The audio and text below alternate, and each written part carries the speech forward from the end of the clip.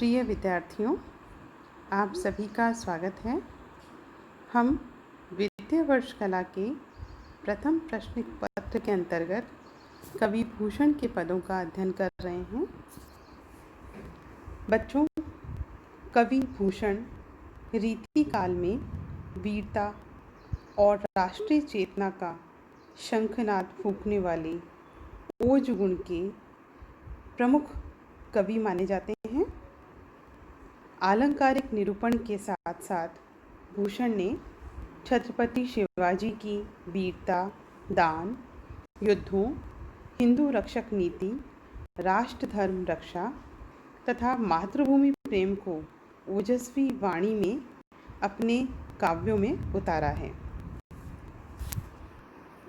प्रस्तुत पद देखिए।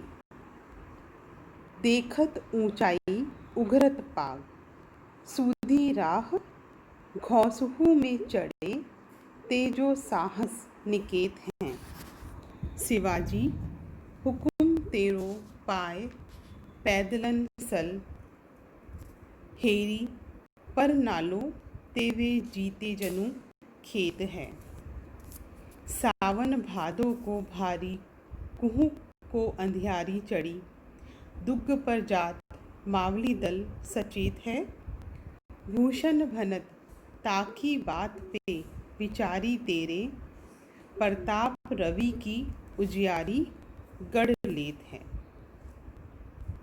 बच्चों, शिवाजी ने अपनी सफलता के लिए पहाड़ी जाति, जो दक्षिण भारत की एक जाति विशेष है जिसे मावली जाति के नाम से जाना जाता है, उन मावली सैनिकों का छापामार युद्ध प्रणाली में प्रयोग किया था। औरंगजेब के विरुद्ध उनकी सफलता उनकी स्वयं की बुद्धिमत्ता, वीरता और सैनिकों के साहस का परिणाम थी। प्रस्तुत पद में कवि शिवाजी एवं उनके सैनिकों की प्रशंसा कर रहे हैं। कवि कहते हैं, देखत ऊंचाई उघरत पाग, सूधी राह।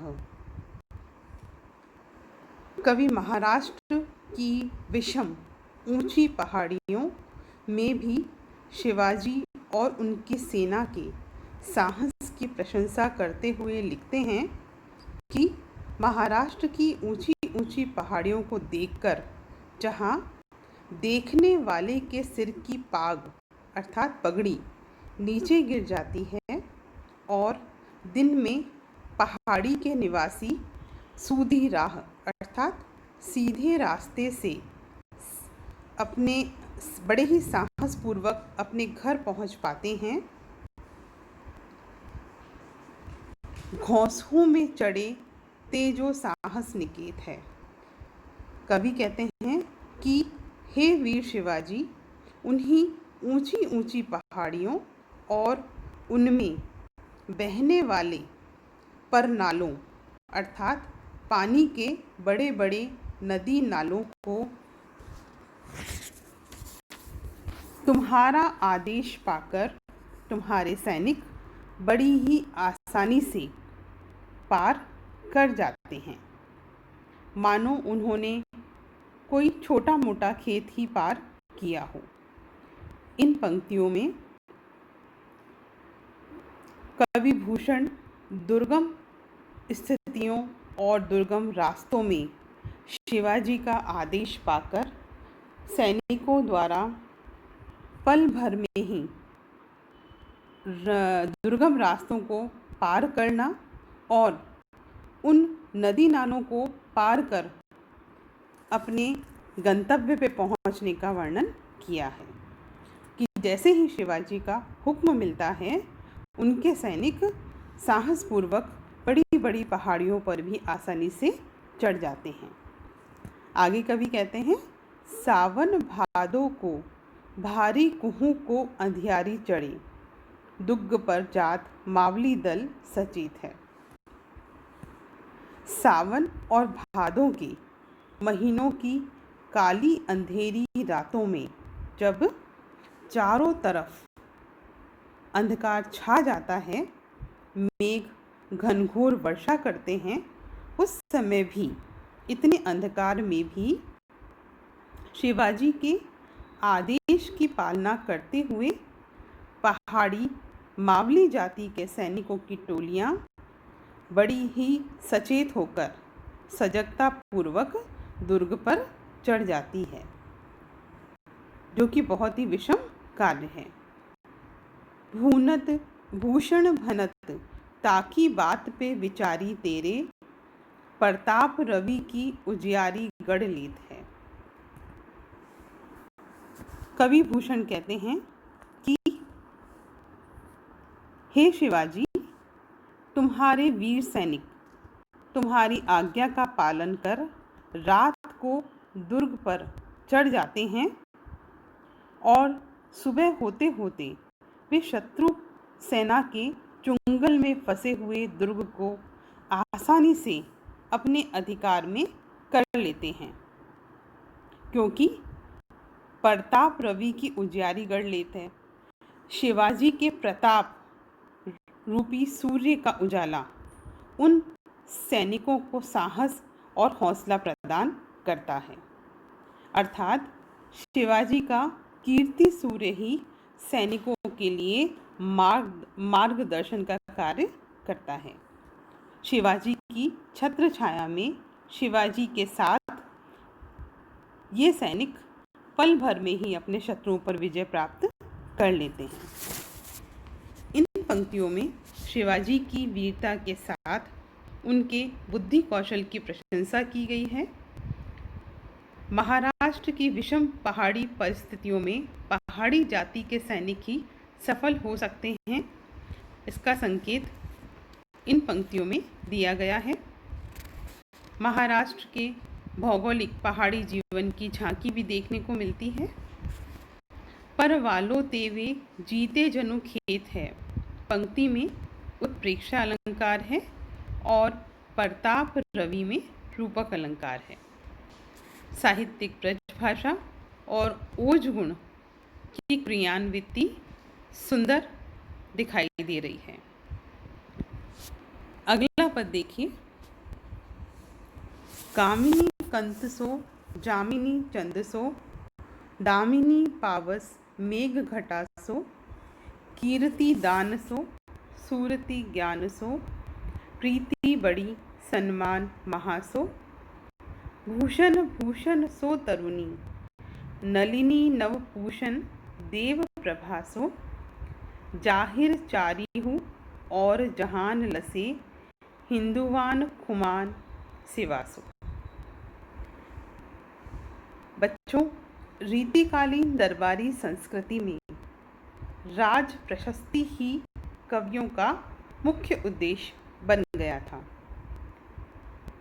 इन पंक्तियों में भी भूषण अपने आश्रयदाता शिवाजी की हिंदू शासक के रूप में विभिन्न उदाहरणों से उज्जवल कीर्ति का बखान कर रहे हैं। प्रस्तुत पद में अलंकारों के उदाहरण के रूप में भूषण ने हिंदू सम्राट शिवाजी की प्रशंसा की है और दीपक अलंकार के उदाहरण में कवि शिवाजी की स्तुति करते हुए कहते हैं, कामिनी कंतसो, कंद का तात्पर्य है पति। कामिनी की पहचान और शोभा उसके परमेश्वर पति से होती है। जामिनी चंदसो, जामिनी अर्थात चांदनी, चांदनी उज्जवल होने पर भी चंद्रमा से ही शोभा प्राप्त करती है। दिशाओं को अपनी आभा से दीप्त करने वाली बिजली, दामिनी अर्थात बिजली। पावस मेघ घटासो, बिजली भी पावस मेघ की घटाओं से ही पहचानी जाती है। पावस अर्थात वर्षा ऋतु, वर्षा ऋतु की काली घटाओं से ही बिजली को पहचान मिलती है। कीर्ति दानसो सूरति ज्ञानसो, अत्यधिक दान करने से ही कीर्ति और यश में वृद्धि होती है। सुरती की दशा ज्ञान संचय से ही संभव है। और प्रीति बड़ी सम्मान महासो, और जहाँ पर सम्मान होता है वहीं प्रीति बड़ी शोभायमान होती है। भूषण भूषण सो तरुणी, नलिनी नव पूषण देव प्रभासो।